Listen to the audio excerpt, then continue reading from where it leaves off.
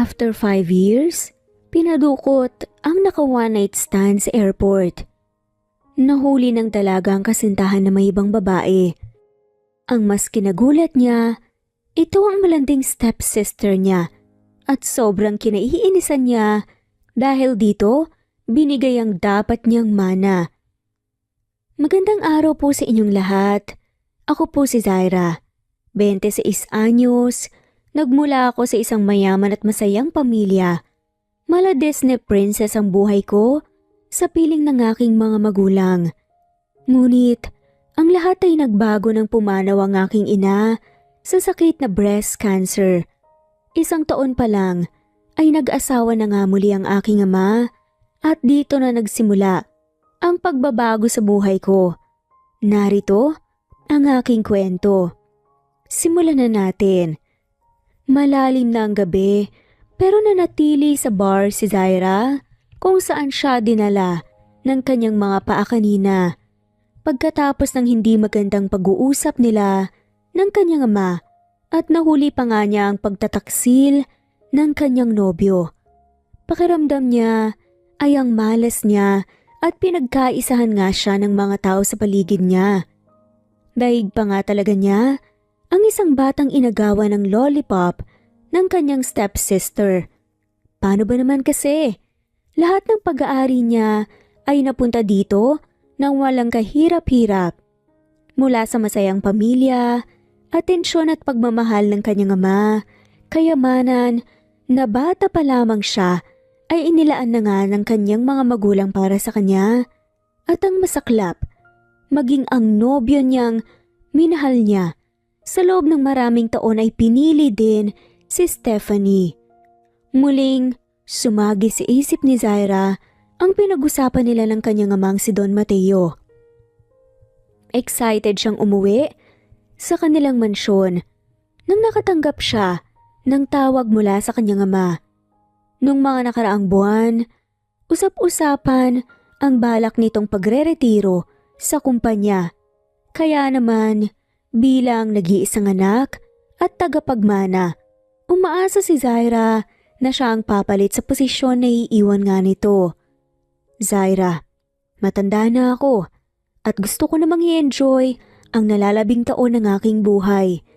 Kaya ngayon gusto kong ipaalam sa'yo na iiwan ko na ang kumpanya. Saad ng Don. Matamis namang ngumiti si Zaira sa ama. Naiintindihan ko, Dad. At handa na akong pamahalaan ang negosyong sinimulan niyo ni Mommy. Huminga ng malalim ang Don bago seryosong humarap sa anak. Zay, naisip ko mabuting ibigay ko kay Stephanie ang pamamahala ng negosyo. Mas matanda siya sa iyo at siya ang mas may kakayahan na gawin yun. Isa pa, nagtapos siya ng kursong related sa pamamahala ng kumpanya. Paliwanag ng matanda. Sukat sa kanyang narinig ay nagpanting ang tenga ni Zaira at galit na tumayo. Ano po? Mas ipagkakatiwala mo ang negosyo na pinaghirapan niyo, Mommy, sa taong hindi natin kaano-ano? Sa hindi niyo po kadugo? Zaira, magdahan-dahan ka naman sa pananalita mo. Pamilya na rin natin si Stephanie. Umiling-iling si Zaira. No, Daddy. Never. Kahit kailan hindi ko ituturing na pamilya ang mga taong dahilan kung bakit nagkakagulo tayo. Hindi sumagot si Don Mateo, pero makikita ang matinding galit sa mukha nito. Anak lang kita, Zaira, at ako pa rin ang magdedesisyon kung kanino ko ibibigay ang kumpanya. Besides, 30% sa kikitain nito ay mapupunta na rin sa'yo. Bukod pa doon, ang monthly allowance mo. Nagpipigil ng galit? Nasaad pa ng Don. That's not enough, Dad. Ako ang nag-iisa mong anak. Ako ang may mas karapatan. Kaya ako lang ang dapat mamamahala sa kumpanya. Akin ang kumpanya. Pinaglalaban ni Zaira ang karapatan niya. Napailing na nga lamang si Don Mateo. Ibibigay ko rin naman sa iyo ang kumpanya kapag nakita kong nagbago ka na. Paano ko ipagkakatiwala sa iyo ang kumpanya na pinaghirapan namin ng mommy mo kung makikita kong halos gabi-gabi kang gumigimik kasamang mga kaibigan mong wala ding direksyon ng buhay. Ang laki ng pinagbago mo simula nang mamatay ang mommy mo. Nahihirapan na rin akong intindihin ka. Malungkot na sabi ni Don Mateo. Pero nanatiling sarado ang isipan ni Zaira para sa paliwanag ng ama. Sa halip, galit niya itong hinarap at saka dinuro. Ikaw ang may kasalanan kung bakit naging ganito ako. Simula nang mamatay si mommy, hindi na kita naramdaman, Dad. Pinabayaan mo akong mag-isa na magluksa sa pagkawala niya. Habang ikaw, sinusubsob mo ang sarili mo sa trabaho at sa pakikipaglandian sa sekretarya mo. Hindi ka pa nakontento. Pinakasalan mo pa siya at pinatira sa bahay natin kasama ang anak niya. Hindi mo malang iniisip ang nararamdaman ko at ni mommy.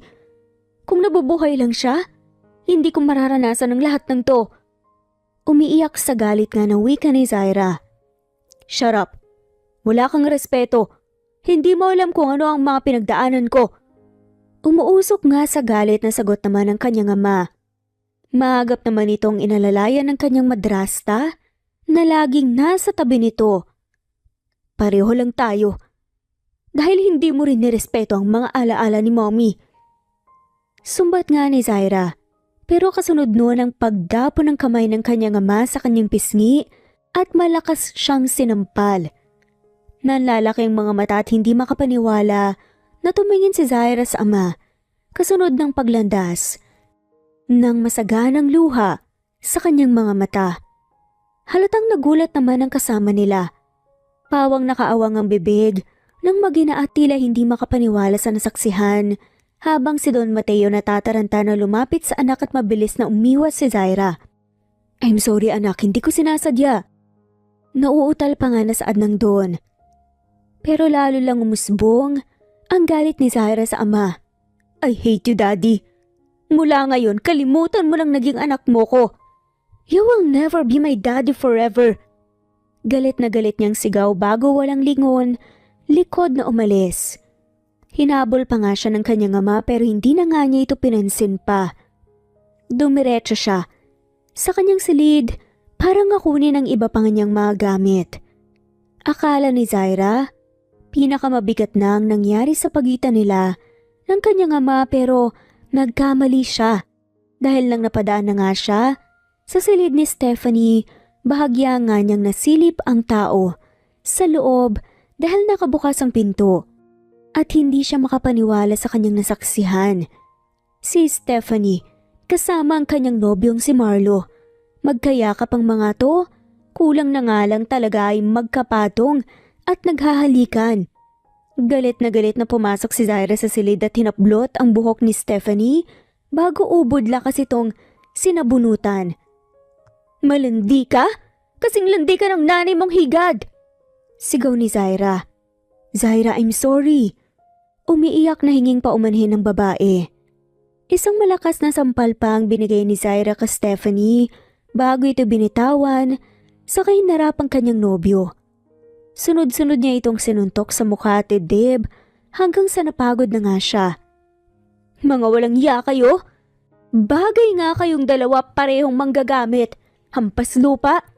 Duro pa nga ni Zaira sa mga ito bago nga taas noong lumabas ng silid. Nakita pa nga ni Zaira ang pagdating ng kanyang ama na sigurado ay narinig ang ingay sa silid ni Stephanie. At narinig din niya ang tinawag siya nito pero hindi na nga niya ito pinansin pa at parang walang nakitang tuloy-tuloy na lumabas. Pagkatapos balikan, sa kanyang isip ang dahilan kung bakit nasa bar siya ngayon at naglalasing. Muling dinampot ni Zaira ang bote ng matapang na alak at tinungga ito. Wala nga siyang pakailam kung malasing man siya o kung ano pa ang mangyari sa kanya. Wala na namang may pakailam sa kanya. Walang nagmamahal dahil wala na nga ang mommy niya na siya sanang karamay niya ngayon. Pero maaga itong kinuha sa kanya. Nagpatuloy sa pag-inom si Zaira. Nang medyo may tama na nga siya, ay nagtungo siya sa dance floor. Sayaw dito, sayaw doon ang kanyang ginawa. Habang maya't maya, ang pagbuga ng usok mula sa kanyang vape. Pakiramdam ni Zaira, ay nagising nga ang kanyang diwa nang pagpawisan nga siya sa dance floor. Bumalik siya sa kanyang table at muling umorder ng alak. Nakailang bote na nga siya nang muli siyang mahilo. Tumayo ulit siya para bumalik sa dance floor nang biglang umikot ang kanyang paningin at tuluyan nga siyang nawala ng balanse at bumagsak sa kandungan ng isang nilalang. Blurred ang paningin ni Zaira kaya hindi niya makita ang malinaw na mukha nito pero base sa matigas nitong katawan na sumalo sa kanya alam nga niyang lalaki ito. Mapungay ang mga mata na tumingala si Zaira. Biglang nag-init ang kanyang pakiramdam nang makita ang mamasama-sa at mapula na labi ng lalaki. Bahagya nga niyang tinuwid ang kanyang katawan at dala ng kalasingan walang pag-alinlangan na inilapit niya ang kanyang mukha sa mukha nito saka mapusok itong hinalikan sa mga labi. Noong una ay pumapalag pa nga si Calix hanggang nadarang na nga rin siya sa ginagawa ni Zaira.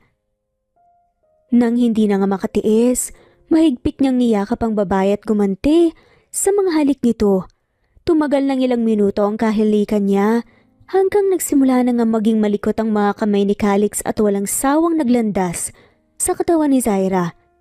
Tuluyan nang nawala ang katinoan ng babae. Hindi na nga rin niya iniisip kung anong kahihinatnan ng kanyang kapusukan. At kung may makakita man sa kanila, walang ibang mahalaga sa kanya ng mga oras na yun, kundi maibsan ng init na tuluyang tumupok sa kanyang pagkatao. Lihim siyang napangiti nang makita sa kanyang isip ang naglalarong imahe ng kanyang ama. Sigurado siyang nagwawala ito sa galit kapag nakarating dito ang mga ginagawa niya. At sa pamamagitan noon ay nakaganti na nga siya dito. Nagpatuloy sila sa kanilang ginagawa at wala isa man sa kanila ang gustong paawat. Hanggang sa bumaba na nga ang mga labi ni Calix kay Zaira. Tila natauhan naman ang babae at mabilis na lumayo sa lalaki.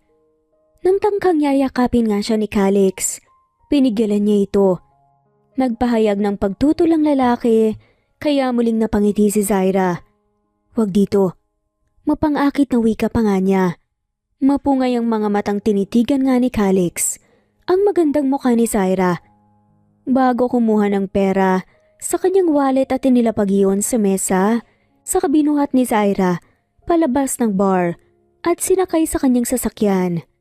Dinala ni Calix ang babae sa hotel kung saan siya nag-check-in. Pagbaba nila ng sasakyan, muli silang naghalikan. Mangilan-ngilan lang ang tao sa lugar at mukha namang walang pakialam ang mga to sa kanila. Sa elevator pa nga lang ay darang na nga kaya pagdating sa silid, kinuha ni Calix ng tuluyan nang ipinagkaloob ni Zaira ang sarili sa estrangherong lalaki. Ninamnam nga nila ang bawat sandali ng gabing yun. Kinabukasan, napabalikwas ng bangon si Zaira nang makitang wala nga siya sa sariling silid. Lalo pa siyang tumili ng maramdamang masakit ang pagitan ng kanyang mga hita at tumayo siya sa paanan ng kama at hindi pinigilan ang pagbuhos ng kanyang mga luha nang makita ang sarili na walang anumang saplot. Lumapit nga siya sa malapad na salamin at lalo pa nga siyang umiyak nang makita ang ilang mapulang marka sa kanyang balat. Ganon din ang pulang marka na nasa puting bedsheet. No, hindi. Hindi pwedeng mangyari ito. Nagpapanik at paulit-ulit na sabi nga niya sa kanyang sarili. Parang nauupos, nakandila na umupo sa sahig si Zaira habang walang patid sa pag-iyak. Matagal niyang iningatan ang kanyang sarili at kahit naging pasaway siyang anak, na barkada, nagrebelde sa kanyang ama, patuloy niyang iningatan ang kanyang pagkababae. Kahit sa nobyo niya, hindi nga niya ito nagawang ibigay pero dahil sa kalasingan at katigasan ng kanyang ulo sa isang iglap ay naglaho ang virginity na iniingatan niya. At ang masaklap pa talaga sa isang estranghero pa nga niya isinuko ang kanyang sarili. Paano kapag nabuntis siya? Saan niya hahanapin ang lalaking yun? Paano niya palalakihin ang kanyang magiging anak kayang wala nang natira sa kanya? Nakakainis. Ang syong-syong mo talaga, Zaira. Puro ka na nga problema, dinagdagan mo pa. Lalo ka lang pagtatawanan ni Stephanie ng yun. At baka tuluyan ka ng itakwil ng ama mo kapag nagkataon. Galit na kastigo pa nga niya sa kanyang sarili. Nang maalala ang ama, nagmamadaling tumayo si Zaira at pinulot nga ang kanyang mga damit. Inayos na ang kanyang sarili bago lumabas ng hotel at tumuwi ng mansyon. Hihingi siya ng tawad sa kanyang ama dahil sa mga sinabi niya dito kahapon. Aayusin niya ang kanilang relasyon at ang kanyang buhay. Pagdating sa mansyon, dumiretso si Zaira sa sala. Nagulat pa nga siya nang naabutan doon ang kanyang ama, asawa nito at si Stephanie, kasama ang kanyang ex-boyfriend na para bang sadyang hinihintay ang kanyang pagdating. Dad? Parang may bukol sa lalamunan na tawag nga ni Zaira sa kanyang ama. Nagangat ng mukha si Don Mateo bago tumayo at lumapit kay Zaira. Napatras si Zaira nang makita ang galit na galit ng mukha ng kanyang ama na Don. Ingrata? Malakas na sigaw ng Don bago sinampal ang anak. Dad? Luhaan naman ang mga matang sagot ni Zaira. Umiiyak siya, hindi dahil nasaktan siya ng sampal ng kanyang ama, kundi dahil sa takot na pwedeng kahihinatnan ng kanyang ginawa. Ano pang ginagawa mo dito? Lumayas ka! Wala akong anak na katulad mo. Dumadagundong pa nga ang galit na boses na saad nga ng Don. Nanginig sa takot si Zaira nang makitang muling umangat ang isang kamay ng ama at maaga naman itong pinigilan ni Annie, ang kanyang madrasta. Tama na, pakinggan mo muna ang anak mo. Dad, I'm sorry, hindi ko sinasadya. Umiiyak, nahinging pa uminhin ni Zaira. Suwail kang anak, umalis ka na at wag ka nang magpapakita sa akin. Baka kung ano pang magawa ko sa'yo, puro problema at kahihiyan na lang ang dala mo sa pamilyang to. Dad, please, hindi ko na po uulitin. Magbabagong buhay na po ko. Talagang hindi na. Dahil ngayon pa lang, ipapahanda ko na ang mga dokumento para makaalis ka na ng bansa. Hindi ka na nahiya sa sarili mo? Kalat na kalat ngayon sa social media ang pinaggagawa mo kagabi. Wala ka na ba talaga nakatiting na pagpapahalaga sa sarili mo? Nagawa mo pa talagang sumama sa hindi mo kilalang lalaki para lang makapaghiganti sa akin. Ginawa ko naman lahat para mabigyan ka ng magandang buhay. Pero puro sama ng loob ang sinukli mo sa amin. Kung nasan man ngayon ang mommy mo, sigurado kong hindi siya matutuwa sa ginawa mo. Dad, please. Hindi ko sinasadya. Lasing lang po ko. Please, Dad, tulungan mo akong linisin ang pangalan ko. Umiiyak na pakiusap ni Zaira. Umalis ka na, bago ko pa makalimutang anak kita. Simula ngayon wala ka nang maaasahan sa akin. Galit na banta pa nga ng Don, bago tumalikod at umakyat sa hagdan. Naiwang umiiyak at parang basang sisiw si Zaira. Hanggang sa narinig niya ang nakikisimpatyang tinig ng kanyang madrasta. Tahan na anak, hayaan mo. Susubukan kong kausapin ang ama mo. Anito pero hindi sumagot si Zaira. Hindi niya alam kung totoo ba ang concern na nababanaag niya sa mga mata nito. Isa pa ay mas nangingibabaw pa rin ang galit niya dito dahil ito ang anak nito, ang dahilan kung bakit siya humantong sa sitwasyong to. Maya-maya pa, tumalikod na nga rin ang ginang at sumunod sa asawa. Marahas na pinahid ni Zaira ang kanyang mga luha nang makitang nakatingin sa kanya si Stephanie at dati niyang kasintahan na si Marlo. Matalim ang mga matang tumingin siya sa dalawa na ngayon magkatabing nakaupo sa sofa.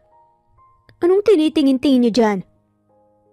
Zaira, huwag ka naman sasanang magalit sa akin. Mahinahong saad naman ni Stephanie. Sa katangkang yayakap nga sana kay Zaira, pero mabilis nga niya itong iwinaksi. Huwag ka nang magkunwari pa. Alam kong masaya ka sa mga nangyayari dahil masasolo mo na si Daddy. Magagawa niyo ng mag-ina ang mga gusto niyo. Zaira, huwag ka namang magsalita ng ganyan. Totoong concerned kami ni Mama sa'yo. Napakunot noo si Zaira. Talaga? Alam mo, kasalanan mo lahat ng to eh. Kundi dahil sa'yo, hindi kami nag-aaway ni Daddy. Hindi sana ako maglalasing at hindi sana nangyari sa akin ang nangyari kagabi. Sumbat pa nga niya. Nahihiyang nagbaba ng tingin si Stephanie. Matikas namang tumayo sa likuran nito, si Marlo, at buong pagmamahal na inakbayan si Stephanie. Bagay na, dati, ay kay Zaira naman ito ginagawa. Huwag mong isisi sa nobya ko, ang kapalpakan mo. Akala ko ba, i-reserve mo ang sarili mo para sa lalaking mapapangasawa mo. Pero tignan mo ngayon, kalat na kalat sa social media ang ginawa mo. Kawawa naman ang mapapangsawa mo. Tiyak pinagtatawanan siya ng lahat. Pangungutya pa nga ni Marlo. Ibang-iba ito sa Marlo na nakilala niya at nakasama niya. Nagpupuyos na nga lamang sa galit si Zaira. Kung nagkamali man ako, okay lang. At least hindi ako katulad yung dalawa. Mga manloloko kayo. Gold digger at manggagamit. Hindi pa nakakasagot si Marlo, ay mabilis na tumalikod nga si Zaira at bumalik sa kanyang kondo. Samantalang dala ang mga gamit pang babae na nakalagay sa malaking paper bag, bumalik nga sa kanyang unit si Calix. Pagbukas niya ng pinto, bumungad sa kanyang tahimik na silid. Nagmamadali siyang lumapit sa kama at nang hindi nakita si Zaira, mabilis ang mga kilos na tinungo niya ang banyo pero wala din ito doon. Naiinis sa kanyang sarili na hinilamos niya ang kanyang palad sa mukha paakyat sa kanyang ulo. Dapat hindi siya umalis. Sana hindi niya iniwan ang babaeng kasama niya kagabi. Lalo pa, at maski pangalan nito, hindi niya nakuha man lang. Dapat pala, kinilala muna niya ito. Nang natiyak na wala na nga talaga ang babae sa kanyang unit, tinawagan ni Calix ang kanyang secret bodyguard. Saan pumunta ang babaeng kasama ko kagabi? Tanong na nga lamang ni Calix. Hindi ko po napansin, sir eh. Sagot naman ng tauhan. Paano hindi mo nakita? Nagbabantay ka naman sa akin, di ba? Naiinis na bulalas nga ni Calix. Opo, sir. Pero wala po ko napansing. Lumabas po dito eh. Ano po bang pangalan ng babae, sir? Hahanapin ko po, huwag kayong mag-alala. Napailing na nga lamang si Calix. Hindi ko nga alam kung anong pangalan niya eh. Po? Sige po sir. I-check ko na lang po ang CCTV. Naiiling na saad na nga lamang ng lalaki. Pagkatapos makipag-usap sa kanyang tauhan, sumasakit ang ulang umupo sa couch ni Calix. Napailing na nga lamang siya nang sulyapan ang paper na bag na dala nga niya kanina. Lumabas siya kanina para bumili ng gamit ng babae pero hindi niya inaasahan na tatakasan siya nito. Dinampot ni Calix ang kanyang cellphone na may nag-pop up nga na notice doon. Hindi na nga siya nagulat nang makita ang larawan nila ni Zaira na viral na ngayon sa internet. Malabo ang mukha niya pero ang mukha ng babaeng kasama niya malinaw na nakuna ng litrato. Agad siyang nakaramdam ng awa para dito. Nag-aalala din siya, kaya agad nga niyang tinawagan ang kanyang tauhan para ipalinis yon. Makalipas ang ilang araw, tuluyan nang nawala sa internet ang mga larawan ni Zaira kasama ang estrangherong lalaki. Kahit papaano ay nagpasalamat siya sa kanyang ama dahil kahit galit ito sa kanya ay pinoprotektahan pa rin siya nito. Kaya naman bilang ganti, sa kabutihan ng Don, hindi na nga siya tumutol pa nang ipadala nito sa sekretary nito ang mga dokumento na kailangan niya sa pag-alis sa bansa. Ngayong araw ang flight ni Zaira patungo sa Canada at para itago ang kanyang pagkakakilanlan sa mga tao. Nagsuot siya ng makapal na jacket at malapad na shades. Mabigat ang kanyang hakbang na pumasok siya sa paliparan. Nang nakaupo na nga siya sa eroplano, isang mapait na ngiti ang sumilay sa kanyang mga labi. Dalangin niya na sana sa pag-alis niyang ito ay makapagsimula na nga lamang siya ng bagong buhay sa mga taong nanakit sa kanya at tinalikuran siya. Makalipas ang 5 taon, Malapad ang ngiti sa mga labing tinapos ni Calix. Ang pakikipag-usap sa kanyang tauhan na nasa kabilang linya. Sa wakas, natapos na ang mahabang panahong paghihintay. Magkikita na tayong muli, love. Masayang bulalas nga ni Calix bago muling dinampot ang bote ng wine at nagsalin sa hawak na kupita. Ang tagal ng panahon niya itong hinanap hanggang nalaman niyang lumabas pala ito ng bansa. Ang isang gabing may namagitan sa kanila. Hindi nabura sa kanyang isipan sa loob ng maraming taon at ngayon handa nga siyang gawin ang lahat. Mapasa kanya lamang ang babaeng matagal nang nagmamay-ari ng kanyang puso at nagturo sa kanya kung paano magmahal. Samantalang nang makatanggap ng tawag si Zaira mula sa kanyang ama, agad siyang lumipad pabalik ng Pilipinas kasama ang kanyang kambal na anak. Mama, bakit po ngayon niyo lang po sinabi sa amin na mayroon po pala kaming lolo? Nagtataka na tanong ni Zia. Hindi agad nang kasagot si Zaira. Sinadya niyang huwag banggitin at ipakilala sa kanyang mga anak ang kanyang ama dahil alam niyang galit pa rin ito sa kanya at ganun din naman siya dito. Katunayan, ang 5 taong lumipas na wala silang kumustahan, hindi rin siya umuwi ng bansa at ganun din naman ang kanyang ama na kahit minsan hindi siya magawang dalawin sa Canada kahit alam naman ito ang address niya doon. Hanggang ngayon ay dala-dala pa rin niya sa kanyang puso ang sama ng loob kay Don Mateo. Kasi po, di ba laging busy sa work si mama kaya nawala sa isip ko eh. Pagsisinungaling na nga lamang ni Zaira. Tumangutang naman ang cute na bata. Okay po, pero mama, mabait po ba ang lolo namin? Oo naman anak, mabait siya. Pero kung mabait po siya, bakit hindi niya po tayo dinalaw sa Canada? Bakit po hindi niya tayo tinatawagan? Singit naman ni Zenny. Alam niyo katulad ko sobrang busy din kasi ng lolo niyo eh. Sana po matuwa siya kapag nakita niya po kami, baka po kasi magalit siya sa amin. May pag-aalala ang tinig ni Zia. Siyempre naman matutuwa yun. Kayo kaya ang kauna-unahan niyang apo at kayo lang ang apo niya dahil nag-iisa lang naman niya ako anak eh. Marami pang ang napag-usapan ng mag-ina. Habang palabas sila ng airport, maingat naman na inalalayan ni Zaira ang mga anak. Nang nasa labas na nga sila ng paliparan, tatawag na nga sana si Zaira ng taxi nang biglang huminto ang 2 van sa kanyang harapan. At mula noon ay magkasunod nang lumabas ang ilang kalalakihan na nakasuot ng itim na bonnet sa muka. Biglang kinutuban nang hindi maganda si Zaira. Kaya nagmamadali siyang kinuha ang kamay ng mga bata pero bago pa nga siya makalayo ay sinunggaban na nga sila ng mga to. Ano ba? Bitawan niyo nga kami, sino ba kayo? Nahihintakutang tanong nga ni Zaira. Sumama ka na lang sa amin para hindi ka masaktan. Babala ng isa sa mga lalaki. Mommy? Umiiyak na tawag nga ng 2 bata. Boss, paano tong mga batang to? Anak yata to ng babaeng pinapadukot ni boss eh. Tanong ng isa. Dalhin nyo na rin.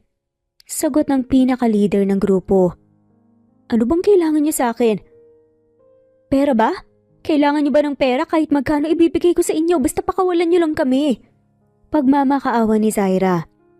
Hindi namin kailangan ng pera mo dahil bayad na kami. Gusto ko lang naman makita ni boss. Napakunot noo si Zaira. Sino pang nag-utos sa inyo na para gawin to? Makikilala mo rin siya mamaya. Sagot ng isa bago umupo sa tabi ni Zaira. Kaya napilitan nga siyang umusod. Naiinis na pumiksi nga siya nang madikit sa kanyang braso nito.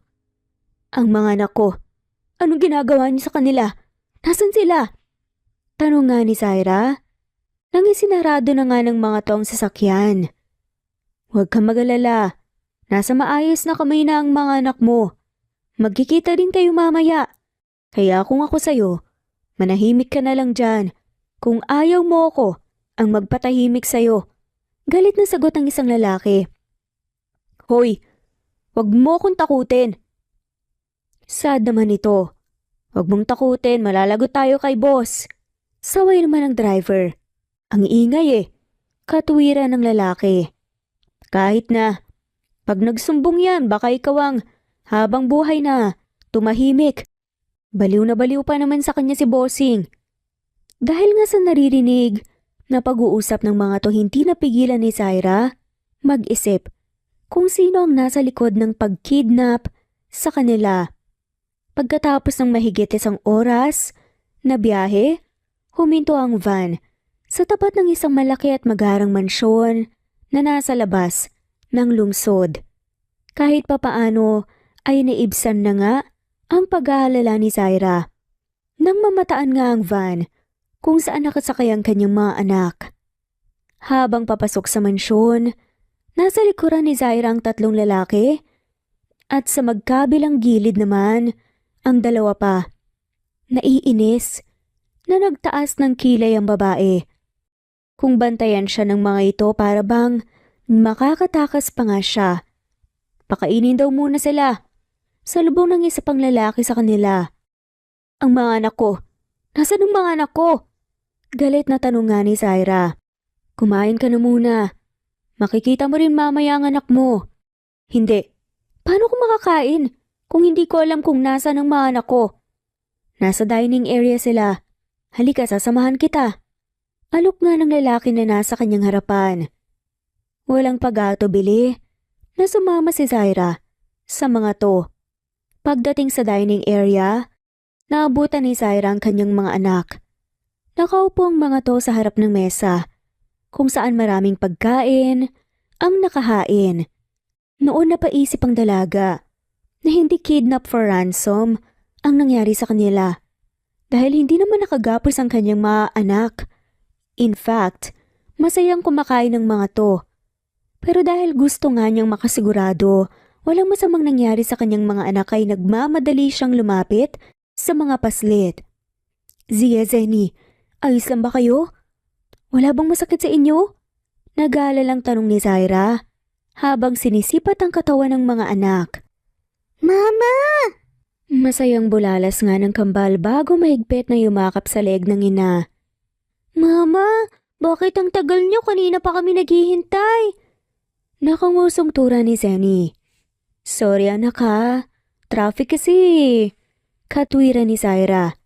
Hindi niya alam kung paanong nakarating kaagad ang kambal samantalang sila ay nalit na. Nasa kalahating oras. Ayos lang po mama, ang importante nandito ka na po. Mama, ito po ba ang bahay ni Lolo? Hindi anak. Magsasalita pa nga sana ang kambal, pero sumingit ang kasambahay. Na naroon nga, nabala sa pag-aasikaso ng mga bata. Kumain na po muna kayo ma'am. Sa tingin mo ba makakakain ako sa ganitong sitwasyon? Ni hindi ko nga alam kung makakalabas pa kami ng buhay dito. Mahina pero mariing sagot ni Zaira. Huwag po kayong mag-alala. Hindi po kayo masasaktan dito. Mabait po si sir, hindi po siya nananakit. Pagbibigay assurance ng ginang. Paano ko nakakasigurado? Pinadukot nga kami Hindi na nga sumagot pa ang babae at inabala na nga lamang ang sarili sa kanyang ginagawa. Nagsimula na nga ring manubig ang panga ni Zaira. Kasabay ng pagkalam nga ng kanyang sikmura, kaya kahit tayaw nga niya, ay dumulog na nga siya sa hapag at nagsimula ng kumuha ng pagkain. Mama, ang sarap po ng mga pagkain dito. Namumulang saad nga ni Zenny. Oo nga po mama, masarap po lahat. Kanina pa po kami kumakain. Segunda naman ni Zia. Talaga? Sige nga, kakain na rin si mama. Napangiti si Zaira. Nang malasahan nga ang mga putahe sa mesa. Pawang masasarap ang mga pagkaing nakahain. Hindi niya alam kung nanabik lang ba siya. Sa pagkaing Pinoy talagang masarap magluto ang cook doon. Masarap 'di ba? Tanong nga ng baritonong boses mula sa likuran ni Zaira. Ay, kabayong may bayag. Tilinga niya at hindi sinasadyang dumulas sa kanyang kamay ang hawak niyang pinggan. Natataranta. May umukod si Zaira para pulutin ang nagkalat na bubog sa sahig pero lumapit nga sa kanya si Calix at pinigilan siya. Natulala si Zaira nang makitang familiar nitong muka. Kasabay ng pagdaloy ng tila boltahe ng kuryente sa kanyang kalamnan nang hawakan ni Calix ang kanyang kamay. Anong ginagawa mo dito? Ikaw bang nagpadukot sa amin? Sunod-sunod nga na tanong ni Zaira. Don't move. Sa halip, nasagutin nga siya ay utos ng lalaki bago tinawag ang kasambahay at ipinaligpit nga ang basag na bubog. Tinatanong kita kung ikaw bang nagpadukot sa amin at bakit? Matapang na tanong nga ni Zaira kahit ang totoo, nanginginig na nga siya sa takot. Hindi niya kilala ang lalaking naka one night stand niya 5 years ago. Pero base sa mukha nito, na carbon copy nga ng kanyang mga anak, hindi siya maaaring magkamali. Ito ang ama ng kambal. Dahil gusto ko kayong makasama. Kasual na sagot nga ni Calix. Yun lang? Ipapakulong kita. Nagpipigil ng galit, natura ni Zaira at binawi ang kamay niyang hawak ni Calix. Talaga? Paano? Nanunoy ang balik nga nito. Nagpupuyos sa galit na hinarap nga ni Zaira, si Calix. Kapag nakaalis kami dito, sa kulungan ng bagsak mo. Saad ni Zaira. Mapang-asar naman ang umisi si Calix bago umupo sa silya na nasa dulo ng mesa. Yun ay kung makakaalis pa kayo dito. Tila naghahamon naman ang saad ni Calix. Dito na po kami titira? Namimilog ang mga matang singit ni Zia.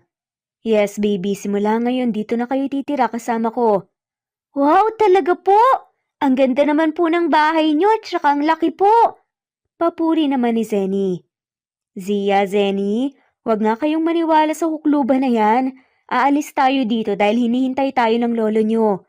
Saway nga ni Zaira sa mga anak. Pero mama, gusto po naming makasama ang papa namin. Katwiran nga ni Zenny. Nanlalaki ang mga mata ni Zaira sa narinig. Saka hindi makapaniwala na tumingin sa mga anak. Ngumiti naman ang malapad si Calix habang pinanunood ang reaksyon ng babae. Hindi siyang papa niyo, anak. Saad ni Zaira. Dahil sa sinabi ni Zaira, nawala ang ngiti sa labi ni Calix at nagsimula na ngang dumilim ang muka. Pero mama, siya po ang papa namin, look oh. Pareho po kami ng ilong, mata at saka labi. Ganon din po si Zia. Kaya sigurado po kami siya po ang papa namin at saka love niya po kami. Siya po ang nag-alaga sa amin kanina nung wala pa kayo. Nilinis po niya ang poop ni Zia. Anak, sa kawalan ng sasabihin, yun na nga lamang ang naisatinig ni Zaira. Mister, tawag nga ni Zaira sa lalaki pero sumenya sa gadito at pinatahimik siya. Kumain ka na. Mamaya na tayo mag-usap. Kapag ko ay seryosong wika ni Calix. Muli namang kinabahan si Zaira sa nakitang reaksyon ng binata. Pagkatapos kumain, hindi natupad ang sinabi ni Calix na mag-uusap sila dahil agad itong umalis nang makatanggap ng tawag. Si Zaira naman at ang kanyang mga anak ay dinala ng mga kasambahay sa kanilang mga magiging silid. Kanina pa nakahiga si Zaira pero hindi siya dinalaw ng antok. Iniisip niya kung tama ba ang hinala niya na ang lalaking ito ang naka one night stand niya. Base sa perfume nito at sa hugis ng katawan ni dagdag pa, nakamukha ito ng kanyang mga anak. Kaya nasisigurado nga niyang ito nga ang lalaking kumuha ng kanyang virginity. Pero bakit pa sila nito hinanap? Paano nito nalaman ang pagbabalik niya sa bansa? Iilan lamang iyon sa mga katanungan na paulit-ulit umiukil sa isip nga ni Zaira hanggang tuluyan na nga siyang nakatulog. Madilim na sa labas nang nagising siya. Inaantok pa nga siya pero tuluyan na ngang nagising ang kanyang diwa nang maramdaman ang presensya ng ibang tao sa kanyang paligid. Nagkukumahog nga na bumangon si Zaira at binuksan ang ilaw at agad namang bumaba ang liwanag sa apat na sulok ng silid at malinaw nga niyang nakita ang figura ng lalaking nakatayo sa tabi ng glass door at sa labas nakatingin, kaya nakatalikod nga ito sa gawin ni Zaira. "Sino ka?" Hindi ito sumagot pero narinig ni Zaira ang pagbuga nito ng hangin bago humarap sa kanya. Nagtaas ng kilay si Zaira nang makita ang mukha nito. "Sino ka ba talaga? At anong kailangan mo sa akin?" Naiinis na tanong nga ni Zaira. "Ako si Calix. Remember nung gabing hinalikan at niyakap mo ko sa bar?" Diretsahan itong sinagot. Nagiinit ang mga pisnging umiwas. Nang tingin si Zaira. 5 taon nang nakalipas. Pero hanggang ngayon, nahihiya ka pa rin? Yan ba ang dahilan kaya ako umalis ng bansa? Seryosong tanong nga ni Calix. Humugot ng mabigat na paghinga si Zaira bago sumagot. "Nasira ang reputasyon ko dahil sa nangyari." "I know. Kaya nga gumawa ka agad ako ng paraan pero huli na. Dahil bago pa kita nahanap, nakaalis ka na." "Bakit mo pa ako hinanap?" Nagtatakang tanong ni Zaira. "Dahil ginulo mo ang mundo ko." "Excuse me? Hindi mo ko kabit. Kaya kung may asawa ka na nang nangyari sa atin yun, it's not my fault. It's all your fault. Dahil pumatol ka sa akin, knowing na may pamilya ka na." Mataray na sagot nga ni Zaira pero ang totoo ay nanghihinayang nga siya. Na-amaze na pinagmasdan nga ni Calix si Zaira. Hindi naman napigilan ng dalaga na manlambot ang tuhod sa klase ng tingin nito sa kanya. Pakiramdam ni Zaira na nigas nga ang kanyang mga tuhod nang umupo si Calix sa kanyang tabi at nagdikit ang kanilang mga balat. "Sino bang nagsasabi sa'yo na may asawa na ako? Binata ako nang magkita tayo. At hanggang ngayon binata pa rin ako dahil sa kakahintay na bumalik ka." Saad ni Calix. Parang kiniliti ang puso ni Zaira sa narinig. Nagiinit ang mga pisngi na umiwas siya ng tingin. At pilit binaliwala ang nararamdaman. Hindi niya hahayaang maging marupok na naman siya sa pagkakataong to. "Alam mo, wala naman akong pakialam sa mga sinabi mo eh. Kaya pwede bang pauwiin mo na lang kami ng mga anak ko? Hinihintay ako ng daddy ko." Saad ni Zaira. "Sigurado ka bang hinihintay ka? Sabagay, baka nga hinihintay ka niya dahil may kailangan siya sa'yo." "Uy, kahit hindi kami okay ng daddy ko, ayoko ang tono ng pananalita mo ha. Hindi mo siya kilala, okay?" "Okay, sabi mo eh. Pero 'di ba? Si Don Mateo Rodriguez ang ama mo? Hindi mo ba talaga alam ang dahilan kung bakit kanya biglang pinauwi?" Napakunot noo si Zaira. "Alam mo, hindi ko alam kung bakit iniintriga mo ako ng ganito. Ang alam ko lang kidnapper ka lang namin. Kaya hindi ko alam kung saan mo nakuhang mga salitang yan. Okay, chillax ka lang. Baka nagugutom ka na. Mabuti pa bumaba na tayo para makapaghapunan ka na." "Fine, susunod ako."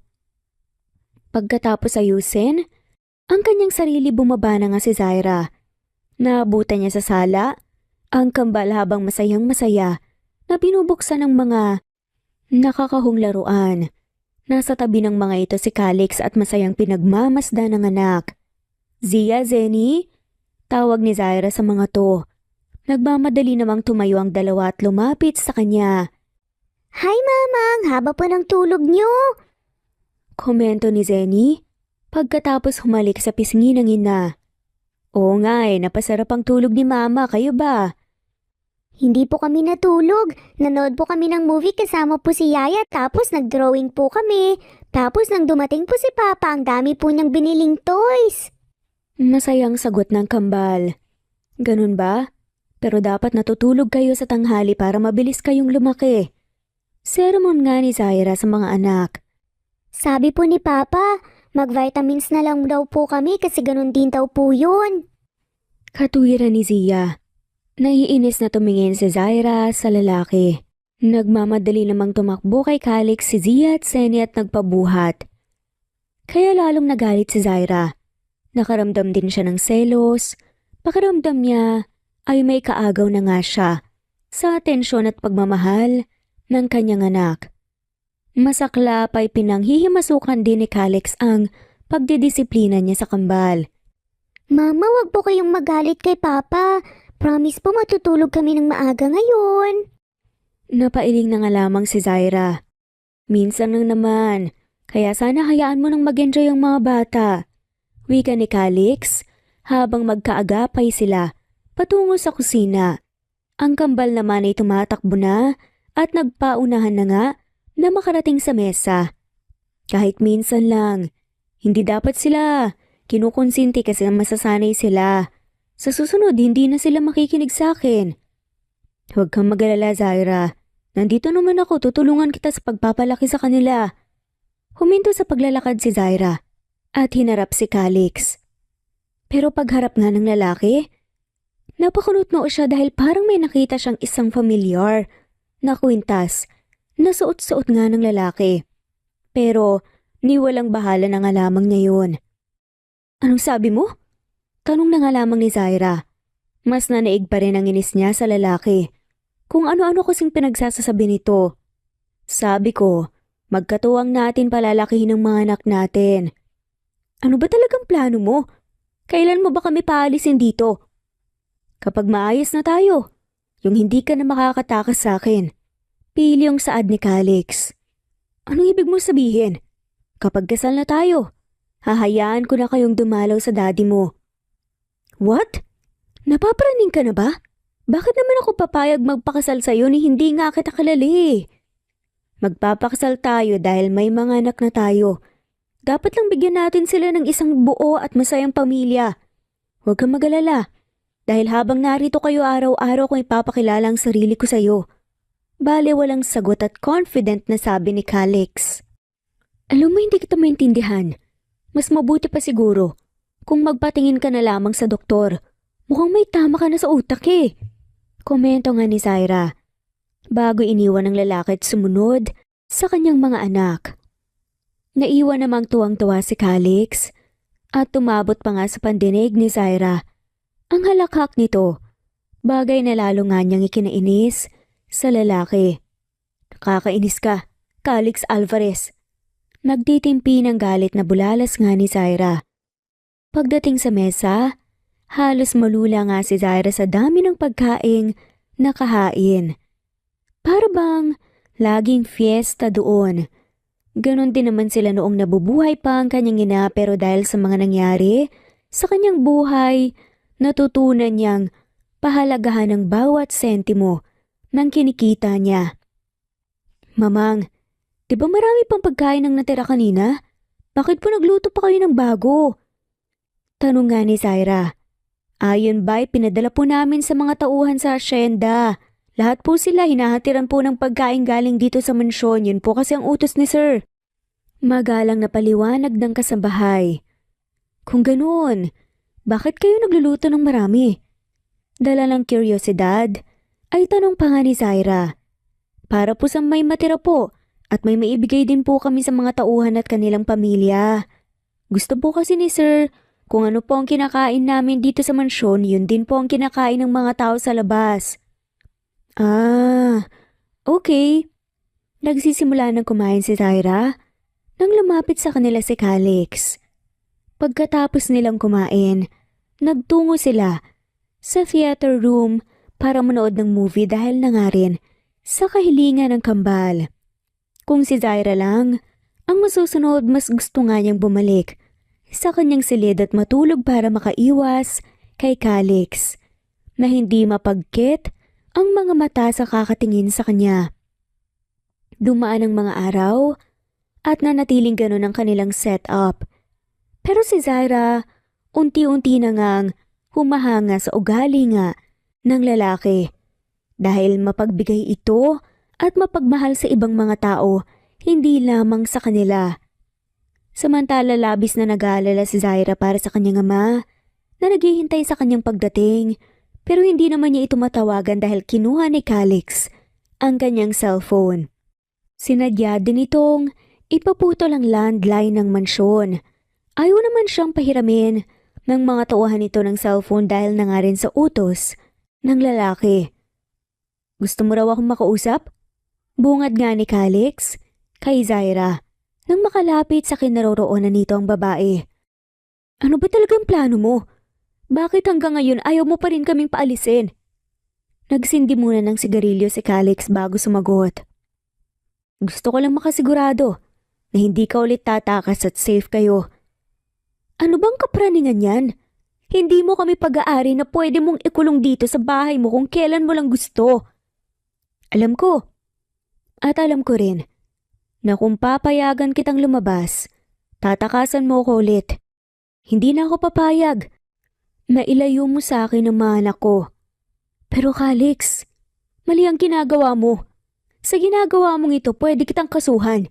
Hindi mo kami dapat kinidnap at ikinukulong ng ganto. Umuusok sa galit nga na bulalas ni Zaira. I know. At kung kakasuhan mo ko, malakanda akong humarap sa korte. Kampanteng sagot naman ni Calix, lalo naman na nagpuyos sa galit si Zaira. Nung makitang baliwala dito, ang pananakot niya. Inaasahan pa naman niya na magbabago ang isip nito pero mukhang wala talaga itong kinatatakutan. Ang kapal ng mukha mo. Galit na sabi ni Zaira at sinugod nga sa Calix. Pero hindi pa man siya tuluyang nakakalapit dito. Tumayo na nga ito at naglakad palapit sa kanya. Habang palapit si Calix kay Zaira, si Zaira naman ay walang tigil sa pag-atras.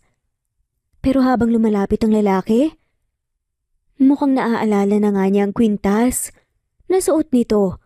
Unti-unti tuloy nanunumbalik ang nangyari sa kanila nung gabing yon, pero in denial pa rin siya. Hanggang nasukol siya ng binata at nang tumamang kanyang likod sa matigas na pader. Ipinatong ni Calix ang kanyang braso sa ulo na ni Zaira at tuluyan na nga itong ikinulong sa malapad niyang katawan. Ano ba? Anong ginagawa mo? Halos kapusin na ang hininga, naangal nga ni Zaira. Hindi sumagot si Calix at mas lalo pang idinikit ang mukha sa mukha ng dalaga hanggang sa tuluyan nang nagtagpo ang kanilang mga labi. Nang mga sandaling yun, muling nalasap ni Zaira ang familiar na halik na matagal na nga na panahon niyang pinananabikan na muling matikman. Pagkatapos ng ilang minuto, kapwa naghahabol ng hininga, na naghiwalay ang kanilang mga labi at pinilit nga ni Zaira sumagap ng hangin dahil pakiramdam niya naninikip na nga ang kanyang dibdib. Sa uulitin na murahin mo ko o pagsabihan ng makapalang muka, hindi lang yan ang gagawin ko sa'yo. Alam kong malabo na sa alaala mo ang nangyari sa atin sa hotel. Baka gusto mong ipaalala ko sa'yo. Nakangising saad ni Calix. Bastos, nanlilisik ang mga matangasik ni Zaira. Pero ang hindi alam ni Calix, may mga naaalala na nga si Zaira. Magmula nang makita nito ang kanyang kwintas na naiwan sa kwarto noon kay Calix. Anong sabi mo? Tanong nga ni Calix at tangkang lalapit nga ulit sa babae para asarin siya pero mabilis na tinakpan ni Zaira ang kanyang mga labi bago nagmamadaling tumalikod pero automatikong tumigil sa paghakbang si Zaira. Na magsalita si Calix. Pwede naman kayong makalabas dito sa isang kondisyon. Pambibitin pa nga nito. Anong kondisyon? Nauutal na tanong ni Zaira. Pakasal ka sa akin. Kapag dinala mo na ang pangalan ko, malaya ka nang gawin ang anumang gusto mo. Kahit saan ka pumunta, hindi na kita pipigilan basta't kasama mo ko. Hindi makapaniwala na tumingin si Zaira kay Calix. Para lang itong nagalok ng candy nang sabihin nito ang kondisyon nito. Samantalang isang sagradong bagay ang nais nito. Hindi isang larong pagpapakasal, Mr. Alvarez. Palaban naman na saad ni Zaira. Alam ko, at hindi ako naglalaro lamang. May anak tayo, at kasal na lang ang kulang sa atin para matawag tayong pamilya. Gusto kong makasal tayo sa lalong madaling panahon para may pakilala ko na sa publiko ang aking mga anak. Hindi ko alam kung normal pa ba talaga ang takbo ng isip mo, praning ka na lang talaga. Naiinis nga na sabi ni Zaira bago tumalikod sa lalaki at bumalik sa loob ng bahay. Dumaan muna siya sa kusina at uminom ng tubig dahil pakiramdam niya ay natuyo ang kanyang lalamunan. Hindi siya makapaniwala sa inaalok ni Calix sa kanya. Aaminin niyang may espesyal na nga rin siyang pagtingin dito, pero hindi ibig sabihin nun ay sasakyan niya ang mga trip nito.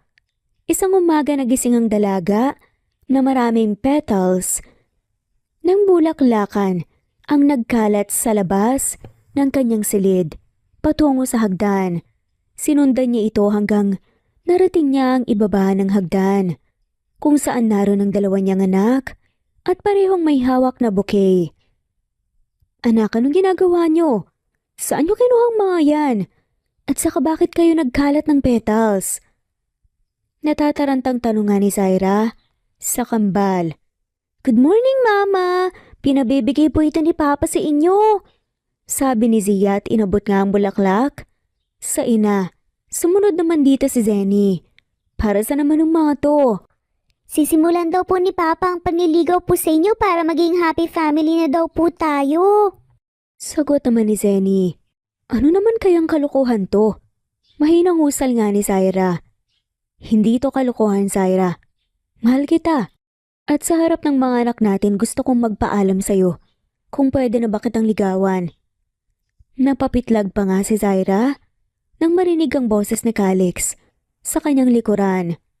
Hindi sumagot si Zaira. Sa halip kinuha niya ang isang kamay ni Calix at bahagya itong hinila palayo sa kanilang mga anak. Ano na naman ba to? Tanong nga ni Zaira. Alam kong narinig mo ang sinabi ko kanina. Gusto kitang ligawan. Calix, matanda na tayo para sa ligaw-ligaw na yan. Nangungunsuming sa adama ni Zaira. Matamis namang ngumiti si Calix. So ibig sabihin tayo na? Kahit hindi pa ako nanliligaw? Sumakit nga ang ulo nito. Nasilapo nga ni Zaira nang palad ang kanyang noo bago napapagod na humarap sa lalaki. Ang ibig kong sabihin, huwag ka nang manligaw sa akin kasi wala naman akong balak pumasok sa isang relasyon. Sapat na sa akin na kasama ko at inaalagaan ng mga anak ko. Biglang napalis ang ngiti sa mga labi ni Calix at agad sumeryoso. Bago mataman, natumingin kay Zaira. Hindi ako titigil hanggat mapapayag ka. Alam kong may nararamdaman ka na rin sa akin. Napairap si Zaira. Ang lakas din naman talaga ng radar mo, no? Oo, tama ka nga. Dediretsuhin na kita. May nararamdaman ako sa'yo. Inis nga eh. Nakairap nga na sagot ni Zaira bago tumalikod. Napapagod na nga siyang makipag-usap kay Calix. Dumaan pa ang mga araw at katulad ng sinabi ni Calix, hindi nga ito tumigil sa panunuyo kay Zaira. Palagi itong may pasalubong sa magina at madalas din itong magpa-deliver ng bulaklak at tsokolate para kay Zaira. Hindi naman napigilan ni Zaira ang makaramdam ng kilig hanggang unti-unting nahuhulog na nga ang loob niya kay Calix. Isang araw na hindi pumasok si Calix sa opisina, naisipan ni Zaira na ipagluto ito ng merienda. Dinala niya ito sa library kung saan naroon ang lalaki. Bakit ikaw nagdadala niyan? Tanong nga ng binata nang makita si Zaira. Dala ang isang tray na may lamang merienda. Nakakahiya naman kung wala akong gagawin dito. Zaira, bisita ko kayo. Isa pa, ikaw ang ina ng mga anak ko. Kaya bakit ka mahihiya?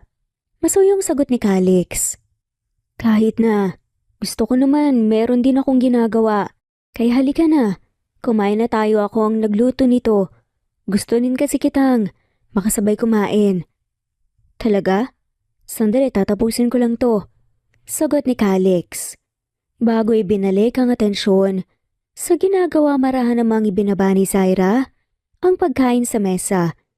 Pagkaway, umupo siya sa silya na naroon at matamang nagmamasid sa paligid. Tapos na ako, kain na tayo. Paanyaya nga ni Calix. Maya-maya pa isabay nang kumain ng dalawa habang panakanakang nag-uusap. Naiinip ka na ba dito? Gusto mo bang ipasyal ko kayo ng mga bata? Sa gitna ng pagkain ay tanong nga ni Calix. Hindi naman, ayos lang. Saka na lang siguro tayo mamasyal kapag hindi ka na busy. Sagot ni Zaira. Zaira, alam mo naman na kaya kong gumawa ng paraan mapasaya ko lang kayo ng mga anak natin. Huwag mo kong isipin. Nakikita ko naman lahat ng ginagawa mo para sa amin. At alam ko rin na busy ka. kaya naiintindihan ko. Umupo ng tuwid si Calix habang pinagmamasdan ang kagandahan ni Zaira. Sige, ikaw nang bahala. Basta, kung naiinip kayo dito, lalo na ikaw, magsabi ka lang sa akin. Siya nga pala, may pabor sana akong hihingin sa'yo. Nahihiyang saad ni Zaira. Ano yun? Sabihin mo na, huwag ka nang mahiya. Calix, pwede bang itigil mo na ang panliligaw mo sa akin? Ang laki ng nagagastos mo sa mga bulaklak na araw-araw mong pinapadala dito sa mansyon eh. Baka masira na rin ang mga ngipin ng anak natin. Kakakain ng mga tsokolate na galing sa'yo na sila naman ang kumakain. Hindi kaagad nakahuma si Calix nang narinig nga ang sinabi ni Zaira. Nabitawan niya ang hawak na kutsara at tinidor bago tiimbagang na tumingin sa babae. Hilingin mo na ang lahat, wag lang yan. Dahil hindi ako titigil sa panliligaw sa'yo hanggat hindi ko nakukuha ang matamis mong oo. Seryosong sagot ni Calix. Kaya nga sinasabi ko sa'yong tumigil ka na sa panliligaw sa akin dahil sinasagot na kita. Anong sabi mo? Sinasagot na kita at mahal na rin kita, Mr. Calix Alvarez. Tsaka, ibalik mo na nga yung kwintas ko. Natatawang saad niya. Totoo ba to? Mahal mo na ako? At sinagot mo na ako? Ibig sabihin tayo na. Masayang bulalas nga ni Calix bago lumapit kay Zaira at niyakap ang babae. Masaya namang tumango si Zaira. Mahal na mahal din kita. Sakay babalik ko lang to. Pagkasal na tayo. Pangbibiro pa nga niya. Naiiyak sa labis na tuwa na saad ni Calix bago puno ng pananabik na hinalikan ng mga labi si Zaira na tinugon naman ng babae. Kinabukasan, bandang tanghali nang natulog si Zaira. Pasado 6:00 ng gabi nang ginising siya ng kasambahay. Bumangon siya at naligo pagkway inayusan niya ang kanyang sarili. Isinuot niya ang kulay pulang dress na dala din ng kasambahay bilin daw ni Calix na iyon ang isuot niya dahil mayroon itong bisita. Pagbaba ni Zaira ng hagdan, nagtungo siya sa garden. Namangha siya nang makita ang napakaromantik na ayos doon. Naroon ang kanyang mga anak na mukhang prinsesa sa ayos at suot ng mga ito. Maging ang mga kasambahay ay pawang nakabihis at nakaayos din. Lumapit kay Zaira ang isa sa mga ito at iginiya siya sa gitna. Nagtataka naman sumunod si Zaira at walang idea kung anong meron. Bakit dito? Ano bang meron? Tanong niya. Nahihiya siyang tumayo ng tuwid nang makita ang pamilya at kaibigan ni Calix. Kahit sino ang tanungin niya, sa mga tao doon ay walang sumasagot sa kanya, maski ang kanyang mga anak ay tikom ang bibig. Nagulat si Zaira nang makita ang isang sikat na banda at tumugtog ng isang malamyos na awitin. Pero lalo pang nanlaki ang kanyang mga mata nang makita niya si Calix na lumalabas mula sa tabing na kurtina. May hawak itong mikropono at siyang kumakanta habang palapit kay Zaira. Ngayon lang nalaman ni Zaira na maganda pala ang boses nito at may talent sa pagkanta. Hindi napigilan ng babae ang maluha habang pinagmamasdan si Calix na palapit ng palapit sa kanya. Sa tanang buhay niya ngayon lang, may isang taong nag-effort ng ganito para sa kanya. Hinarana siya nito, kaya nagtilian ng mga taong saksi. Nang nakalapit si Calix, kay Zaira kinuha nito ang bewang ni Zaira at bahagyang umindak habang patuloy pa rin sa pag-awit. Kahit nahihiya, ay sinabayan ni Zaira si Calix. Kaya naman kilig na kilig ang tao doon, lalo na ang kanilang mga anak. You're so beautiful tonight. Mapungay ang mga matang sad ni Calix pagtapos nitong umawit. Salamat. Ikaw din ang gwapo mo sa suot mo. Thank you. Napasaya mo ko. Simula pa lang ito, my love. Dahil lahat gagawin ko mapasaya ka lang. Puno ng emosyon na sagot ni Calix. Pwede ba wag mo akong pinapaiyak? Wika naman ni Zaira bago tinapik ang balikat ng kasintahan. Hindi sumagot si Calix. Sa halip lumuhod ito Sa harapan ni Zaira bagay na labis naman ipinagtataka ng babae. Calix, anong ginagawa mo? Tumayo ka nga dyan, nakakaya sa mga bisita. Utos ni Zaira. Pero hindi pa rin ito sumagot. Kaya nagpanik na siya. Lalo pa at marami ang nanonood sa kanila. Tahimik ang lahat na mas nagdulot ng pagkailang kay Zaira. Calix. Mariing tawag ni Zaira. Pero maya-maya pa ay biglang nanlaki ang kanyang mga mata, kasabay ng pagkislap ng mga butil ng luha sa kanyang mata nang makita ang isang mamahaling singsing. Umiiyak na nagtakip ng kanyang bibig si Zaira. Nahulaan na niya ang ginagawa ni Calix at hindi siya makapaniwala na sa sandaling panahon ay aalukin agad siya nito ng kasal. Miss Zaira Rodriguez, will you be my wife? Masuyong tanong ni Calix. Hindi kaagad sumagot sa Zaira. Para siyang natuod sa kanyang kinatatayuan at hindi makakilos. Masaya siya at halos sumabog na ang kanyang dibdib sa lakas ng tibok ng kanyang puso. Miss Rodriguez? Untag ni Calix sa babae. Calix, oh my gosh, totoo ba to? Nang makabawi sa pagkabigla, bulalas nga ni Zaira. Hindi naman yun nakaligtas sa kanilang mga bisita kaya marami sa mga ito ang nagpigil ng tawa. Yes, miss. At ang yes galing sa iyo ang kailangan ko. Yes, papakasal ako sa iyo.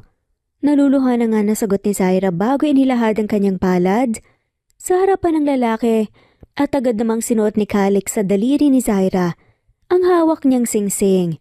Thank you, I love you. Puno ng pagmamahal na sadama ni Calix bago mahigpit. Naniyakap si Zaira. I love you too. Ako dapat ang magpasalamat sa iyo kasi hinintay mo ko eh. Salamat dahil minahal mo ko ng wagas. Naluluhan na sagot ni Zaira. At mamahalin pa kitang habang buhay. Pangako, hindi kita sasaktan. Aalagaan at mamahalin ko kayo ng mga anak natin habang ako'y nabubuhay. Lalo namang naiyak sa kilig si Zaira sa narinig. Congratulations to both of you. Kabi-kabila ang bati sa kanila ng kanilang mga bisita. Salamat. Sagot ni Calix sa mga ito habang si Zaira naman hindi nawawala ang ngiti sa mga labi. Mama, Papa, congratulations po! Sabay na bati ng kambal bago yumakap sa mga magulang. Thank you, baby. Masaya namang sagot ni Zaira bago kumante sa yakap ng mga anak. Nang gabing yun, masaya silang nagdiwang. Bumabaha ang alak at pagkain sa mesa. Malalim na ang gabi at umuwi ang kanilang mga bisita. Sigurado ka ba sa bagay na yan, Calix? Nababahala ng tanong ni Zaira. Nasa silid niya ngayon ang binata at nagpaalam na doon ito matutulog ngayong gabi at ngayon nga ay pinag-uusapan nila ang tungkol sa plano nitong kasal. Oo naman, bakit pa natin patatagalin? Matanda na tayo. At saka 'di ba gusto mo nang makita ang daddy mo so yun lang ang paraan para makalabas ka na dito. Pero Calix, nobya mo na ako. Nag-propose ka na nga eh. Hindi pa rin ba ako pwedeng lumabas? Hindi. Katulad ng napag-usapan natin noon makakalabas ka lang dito sa mansyon kapag kasal na tayo. Seryosong sagot ni Calix. Ang daya mo naman. Wala ka bang tiwala sa akin? Nagmamaktol na wika ni Zaira. Meron, pero gusto kong ipakilala ka sa lahat bilang asawa ko at hindi basta girlfriend lang. Anong pinagkaiba nun? Alam naman ng pamilya mo at ng mga kaibigan na engaged na tayo. Basta gusto kong ihanda ka dahil may malaking sorpresa na naghihintay sa'yo sa labas. Ika ni Calix bago tumabi at yumakap kay Zaira. Nakakainis ka naman eh. Gusto ko na nga makita si Daddy. Pagmamaktol ni Zaira. Kung ganun magpakasal na tayo. Sa lalong madaling panahon. Kahit civil wedding lang. Gusto ko kasi bigay sa yung pinakamagandang kasal. Sa simbahan. Kaso, kulang na ako sa oras para maasikaso ang lahat. Tumango-tango ang babae. Fine. Basta siguraduhin mo lang na after ng wedding natin, pwede ko nang makita si Daddy. Yes, kamahalan, masusunod po. Tumatawang biro ni Calix bago pinatakan ng maliit na mga halik ang ulo ni Zaira. Masaya nilang pinagsaluhan ang gabing iyon na puno ng pananabik sa isa't isa. Kung hindi pa sila kapwa nakaramdam ng pagod ay hindi pa sila matutulog. Makalipas ang 1 linggo simula nang nag-propose si Calix, ay tinutuon nito ang sinabi na magpapakasal sila sa Huwes. Pagkatapos ng kanilang simpleng kasal, ay dumiresto sila reception kung saan naghihintay ang mga piling bisita. Congratulations bro, talagang hindi mo na siya pinakawalan na. Nung 1 linggo ka lang nag-propose tapos kasalan na kaagad. Kantsaw pa nga ni Lester ang kaibigan ni Calix. Ganun talaga bro kapag mahal mo. Maya-maya pa ay napuno na ng tawanan ng silid dahil sunod-sunod nang nagbiro ang kanilang mga bisita. Kinabukasan, sinamahan ni Calix si Zaira pumunta sa bahay ng mga ito. Laking gulat ni Don Mateo at ng kanyang madrasta nang makita ng mga ito kung sino ang kasama ni Zaira. Dad, I miss you. Naluluhang wika ni Zaira bago tinawid ang pagitan nila ng kanyang ama at mahigpit itong niyakap. I miss you too anak. Umiiyak ding sagot nga ng Don bago tinuguan ng yakap ng anak. Kamusta ka daddy? Bakit ang payat mo? Tanong nga nito nang nag-aalala. Patawarin mo ko anak. Sa halip ay sagot ng Don. Ano po nangyari? Bakit bumagsak ng ganyan ang katawan nyo? Mahal na mahal kita kaya hindi ko sinabi sa'yo. Ang sakit ko. At dahil ayokong mag-alala ka pa, hindi biro ang pinagdaanan mo nang mawala sa atin ng mommy mo. At ayoko nang makita kang nahihirapan. Pero dad, naluluhan na saad ni Zaira. May lung cancer ako. Huli na nang nalaman ko. Natakot ako at hindi ko rin alam kung paano sasabihin sa'yo. Tahimik lang si Zaira habang nakikinig sa ama. Bata ka pa at hanggat maaari ayokong ipasa sa'yo ang responsibilidad sa kumpanya na dapat ako ang gumagawa. Ipinagkatiwala ko ang kumpanya kay Stephanie, hindi dahil hindi kita mahal o para pasakitan ka. Ginawa ko yun dahil yun ang makabubuti sa ating lahat. Alam mo naman na wala akong ibang hangad, kundi ang maging maayos ang ating mga negosyo. Dahil ito lang ang tanging may iwan ko sa'yo. Pero dahil sa sakit ko, malaki ang nagastos ko para sa pagpapagamot sa ibang bansa. Nalugi tayo. At huli na, para makabangon dahil marami sa ating mga investors ang nag-back out nang malaman nila ang sitwasyon ng kumpanya. Kaya napilitan akong ibenta ito kay Mr. Alvarez. Paliwanag nga ni Don Mateo. Napatingin naman si Zaira sa kanyang asawa na ngayon ay tahimik lang sa kanyang tabi. Patawarin mo ko anak. Ayoko man nabalahin ka, pero kailangan. Kaya pinauwi ay dahil kailangan mong pirmahan ng mga dokumento para tuluyan ko nang mabenta ang kumpanya. Huwag mo nang isipin ang mga nawala sa atin, Dad. Ang mahalaga ay magaling ka na at malakas. Habang nagpupunas ng luha ay sad ni Zaira.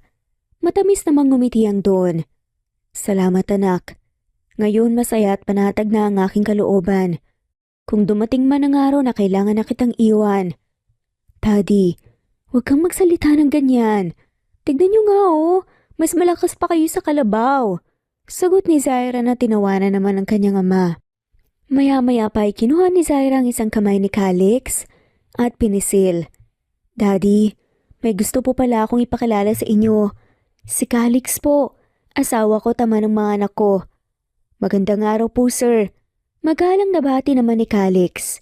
Magandang araw din. Tawagin mo na lang akong daddy total. Asawa ka na pala ng anak ko. Ito naman si Annie ang asawa ko at si Stephanie ang kanyang anak. Magandang araw po sa inyo. Magandang araw din iho. Sagot naman ni Annie habang si Stephanie naman bahagya lang nag-angat ng muka at tumango. Mr. Alvarez, hindi ko na itatanong kung bakit madalian ang naging kasal niyo ng aking anak. Pero gusto kong sabihin sa'yo na gusto kong makasal kayo sa simbahan. Iba pa rin kapag may basbas ng ating Panginoon ang inyong pagsasama. Tumango-tango si Calix. Huwag po kayong mag-alala dahil bala ko naman po talaga na magpakasal kami ng simbahan. Sa ngayon po kasi ang mga dokumento muna ng aming kambal ang inasikaso ko para dalhin nila ang pangalan ko. Kambal? Hindi makapaniwala ulit ni Don Mateo bago pabalik-balik ang nagtatanong nitong tingin kay Zaira at Calix. Opo, Dad. May anak po kami at kambal po sila. Parehong babae, may apo na po kayo. Masayang singit ni Zaira. Talaga? Gusto ko silang makita. Kailan mo sila ipapakilala sa amin? Excited na tanong naman ni Don Mateo. Pagbalik po namin galing honeymoon. Ang dami kong pagkukulang sa iyo, anak. Hayaan mo sana kaming bumawi sa mga anak mo. Dad, huwag niyo na pong isipin yun. Masaya na po ako dahil kahit naging rebelde at matigas ang ulo ko, hindi niyo po ako pinabayaan. Salamat po dahil pinahinto niyo kaagad ang pagkalat ng mga larawan sa internet. Nangunot ang noon ni Don Mateo. Tumikhim naman si Calix. Anak, hindi akong gumawa nun. Ang ginawa ko lang, pinaalis kita ng bansa para hindi ka na masaktan sa mga naririnig mo sa mga tao at para makaiwas ka na nga lamang din sa kahihiyan. Ano pong ibig niyong sabihin? Tanong ni Zaira. Mas mabuti pa siguro kung asawa mo ang tanungin mo sa bagay na yan. Pagkatapos ng kanilang pag-uusap, hindi pumayag si Don Mateo na umalis agad sila. Inimbitahan sila nitong doon na kumain. Malugod naman pinaunlakan ni Zaira at Calix ang ama. Magiliw silang inistema ni Tita Annie at Don Mateo. Pagkatapos kumain, inaya pa ni Don Mateo si Calix na uminom sa pool area. Kaya naiwan si Zaira sa kanyang madrasta. I'm sorry, Tita. Sa lahat ng sama ng loob na binigay ko sa'yo, hindi ko po kasi matanggap ang bilis na pinalitan ni Daddy si Mommy. Tumangutango naman si Annie. Naiintindihan ko, anak. Nung mawala si Mama Eloisa, hindi yun matanggap ng iyong ama. Kaya dinamayan ko siya. Pero hindi ko naman inaasahan na mahuhulog ang loob namin sa isa't isa. Paliwanag ni Annie. Salamat, Tita. Dahil lagi kang nandyan para kay Daddy. Sorry po ulit sa mga masasakit na salitang sinabi ko sa inyo noon. Matapos makipag-usap sa kanyang madrasta, umakyat sa pangalawang palapag si Zaira at nagtungo sa dating silid. Napangiti siya nang makitang walang nagbago doon. Nasa dati pangaring pwesto ang kanyang mga gamit. Si Mama, ang madalas maglinis dito. Ayaw niyang may kasambahay na pumapasok sa silid mo. Mahinahong wika nga ni Stephanie sa likuran ni Zaira. Dahil abala siya, sa pagmamasid hindi niya manamalayang nakalapit na pala ito sa kanya. Zaira, patawarin mo ako kung sa tingin mo inagaw ko sa iyong boyfriend mo. Dagdag pa nga ni Stephanie nang hindi sumagot ang babae. Wala na sa akin yun.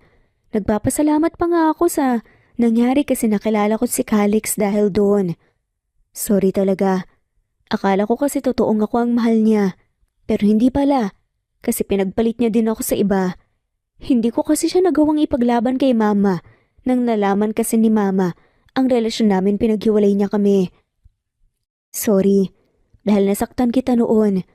Alam mo, nung umalis ako, marami akong na-realize. Marami akong nasayang na panahon. Panahon na sana naranasan ko man lang ang magkaroon ng kapatid. At ikaw yun. Saad ni Zaira. Hindi ka nagalit sa akin? Walang dahilan para magalit ako sa iyo. O kahit kanino. Maganda na lahat ng nangyayari sa buhay ko ngayon at ayoko nang masira pa ito nang dahil sa galit. Salamat, Zaira. Madilim na ang paligid nang umalis si Zaira at Calix sa bahay ng kanyang ama. Gusto pa ni Don Mateo na doon sila maghapunan pero tumanggi sila dahil baka hinahanap na sila ng kanilang anak.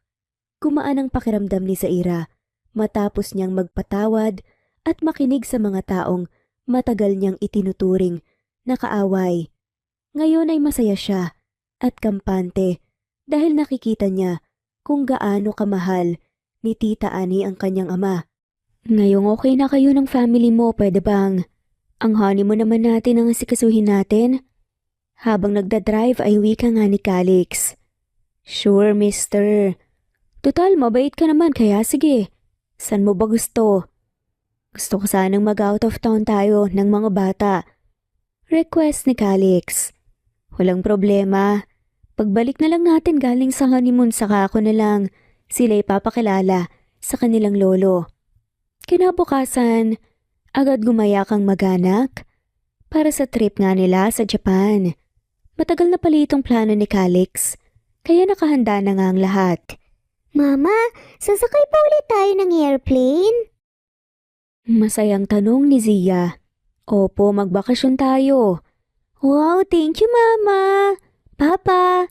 Malambing na wika nga ng kambal. Para sa inyong mga anak, lahat ibibigay ni Papa. Singit ni Calix at marahang siniko ni Zaira sa tagiliran ng asawa. Huwag mo ang bolahin ang mga anak natin. Alam mo naman nasabit lang sila dito. Paanas na sita ni Zaira. Hindi naman napigilan ni Calix ang tumawa sa sinabi ng asawa. Naging masaya ang bakasyon ng pamilya ni Zaira. Mahigit 1 linggo din sila sa Japan. Nang bumalik sila ng Pilipinas, tinalawa niya ang kanyang ama kasama ang mga anak. Anak, mag-bless kayo sa lolo niyo. Utos nga ni Zaira at agad namang tumalima nga ang ama. Hinatid lamang sila doon ni Calix dahil marami pa itong kailangan gawin. At para na rin daw, masolo nilang mag-iina ang kanyang ama. Ikaw po pala ang lolo namin. Kamusta po kayo? Tanong ni Zenny. Masaya ako na nakita ko kayo. Alam niyo ba nung ganyan ang edad ng mama niyo? Ganyan din siya, kakulit at kadaldal. Dad, totoo yun anak, kaya nga, tuwang-tuwa sa'yo ang mommy mo eh. May lungkot nga sa mga mata na saad ni Don Mateo. Nasaan na po ang lola namin? Anak, di ba sinabi ko sa inyo na nasa heaven na ang mommy ko? Paalala nga ni Zaira sa anak. Yung isa pong lola namin, mama. Sagot naman ni Zia at napatungo na nga lamang si Zaira nang maintindihan ang sinasabi nga ng kanyang anak. Hello, ako ba ang hinahanap mo? Masuyong tanong nito. Tumango-tanongo naman ang cute na bata bago yumakap sa ginang. Masayang nakipaglaro sa mga batang mag-asawa habang si Zaira naman nagtungo sa kusina at tinulungan nga si Stephanie sa paghahanda ng pagkain. Nakakatawa kang pagmasda, napakaganda mo pa rin at blooming. Wika nito. Ikaw din naman na. Maganda at sexy ka rin. Pero syempre ibang ganda mo. Seryosong saad nito. Natatawa na sinuri ni Zaira ang kanyang stepsister. Teka nga, bakit parang may kakaiba sa'yo ngayon? Masayahin ka na ulit. Kasi nawala na ang guilt sa puso ko. At saka, nag-move forward na ako, tumatanggap na rin ako ng bagong maniligaw. Loka-loka ka. Anong ibig mong sabihin? Simula kasi nung umalis ka, pakiramdam ko kasalanan ko ang lahat. Kaya yun, nang maghiwalay kami ni Marlo, hindi na nga ako nagpaligaw pa. Kaya pala, ayan tuloy naunahan na kita. May kambal na ako. Natatawang saad pa ni Zaira. Ayos lang. Darating din ako dyan. Sagot ni Stephanie sabay pang tumawa ang dalawa. Tapos na nga silang mag-dinner nang dumating si Calix. Tapos na rin daw itong kumain dahil may meeting ito kanina. Kamusta naman ang araw nyo? Tanong ng binata. Masaya po, Daddy. Mukha nga mga anak kaya nyo next time. Matagal niyong makakasama ang lolo at lola nyo. Bakit po? Kasi pagkatapos ng kasal namin ni Mama, gusto ko pumunta kami ng Europe at iiwan namin muna kayo sa lolo nyo. Nagtakip ng tenga si Zaira dahil sa malakas na tili ng kambal. Kids, enough. Saway niya. Mama, narinig po yun? Mag-overnight daw po kami sa bahay ni Lolo. Masayang sabi ni Zia. Pagdating sa kanilang mansyon pumasok kaagad sa kanilang silid ang mag-asawa. Bakit ganyan ang itsura mo? Pinagod ka ba ng mga bata? Tanong ni Calix. Medyo. Naiiling naman na saad ni Zaira. Gusto mo bang imasahe kita? Hindi na, alam ko namang pagod ka rin eh. Siya nga pala, may gusto sana akong itanong sa'yo. Ikaw ba ang nagtanggal ng mga larawan ko sa internet? Tanong ni Zaira na may maalala nga. Yup. Sagot naman ni Calix. Bakit hindi mo ko hinanap? Nakilala mo naman pala ako eh. Kunwa'y nagtatampong sagot ni Zaira. Hinanap kita, pero hindi kita nakita eh. Nalaman ko na lang na umalis ka ng bansa kaya hinintay ko na lang na bumalik ka. Bakit hindi mo ako sinundan? Siyempre gusto muna kitang bigyan ng space. At saka alam ko naman na uuwi ka. Hindi ko lang. Akalain na ganun pala katagal. Pero alam ko naman sa sarili ko na kaya kong maghintay kung kailan ka magiging handa. Paano mo nga pala nalaman na darating kami ng araw na yon? Tanong pa ni Zaira nang may naalala. Natatandaan mo ba si Trixie? Yung naging kaibigan mo sa Canada. Kunutoong tumango si Zaira. Nagtataka siya kung paano nito nakilala si Trixie. Si Trixie ang naging kaibigan at sandalan niya noon sa Canada. Pinsan ko siya, pero sa Canada na nga siya nakatira kaya nang nalaman kong doon ang punta mo, ipinahanap kita. Ibig sabihin, hindi aksidente ang pagkikita namin doon? Marahang tumango si Calix. Ngayon ako, mas naniniwalang noon pa lang, baliw na baliw ka na talaga sa akin. Hindi kaya, ikaw ang unang nahulog sa akin. Basta ka na nga lang umupo sa kandungan ko at niyakap ako tapos hinalikan sa bar. Natatawang pagpapaalala pa ni Calix. Biglang nag-init ang mukha ni Zaira sa narinig. Naalala na naman niya ang kahihiyang ginawa niya few years ago. Alam mo, mapagsamantala ka din eh. Bakit mo ako pinatulan? Alam mo namang lasing ako. Tumayo ng tuwid si Calix bago nakangising pinagmasdan si Zaira. Pagkuwa'y napakagatlabi na nga lamang. Sino ba naman ang tatanggi sa'yo? Mula noon hanggang ngayon mukha ka pa rin Diyosa. Polero, ang sabihin mo manyakis ka. Pangasar ni Zaira. Ganun na, manyakis pala. Pero bago ang lahat, isasoli ko muna tong kwintas mo. Naiwan mo yan. Mabuti na nga lang eh, para at least kahit papaano may alaala kang naiwan sa akin. Sabay masuyong sinuot nga ang kwintas na naiwan ni Zaira years ago nang may mangyari sa kanila. Tumatawang sabi ni Calix bago sinunggaban ng asawa. Maya-maya pa ay pumailan lang sa 4 na sulok ng silid ang malaks na tili ni Zaira. Dumaan pa ang mga araw at nagpatuloy ang magandang pagsasama ni Calix at Zaira. Nagpakasal sila sa simabahan na sinaksihan ng kanilang mga malalapit na kaibigan at kaanak. Walang pagsidala ng tuwa sa puso ni Zaira nang ihatid siya ng kanyang ama at madrasta sa harap ng altar. Si Stephanie ang tumayo bilang bridesmaid. Muling naramdaman ni Zaira ang magkaroon ng isang buo at masayang pamilya sa piling ng mga taong totoong nagmamahal sa kanya. Makalipas ang mahigit 1 taon, nagsilang nga siya ng kambal na sanggol na lalaki na siyang kumumpleto sa kanilang masaya at perpektong pagsasama ni Calix. Sabi nga nila, kapag galit ang pinairal natin sa ating puso, hindi natin mahahanap ang tunay na kahulugan ng pag-ibig. Kaya dapat piliin natin ang laging magpatawad, hindi lang sa mga taong nanakit sa atin, lalo't higit sa ating mga sarili. At dito na nga po nagtatapos ang kwentong pagmamahalan ni Zaira at Calix. Maraming salamat po sa lahat ng mawalang sawang sumusubaybay at shoutout po sa inyong lahat. I-comment lamang po kung gusto niyong magpa-shoutout. Thanks for listening and God bless po sa ating lahat. Muli, ito ang Cat Amazing Stories PH.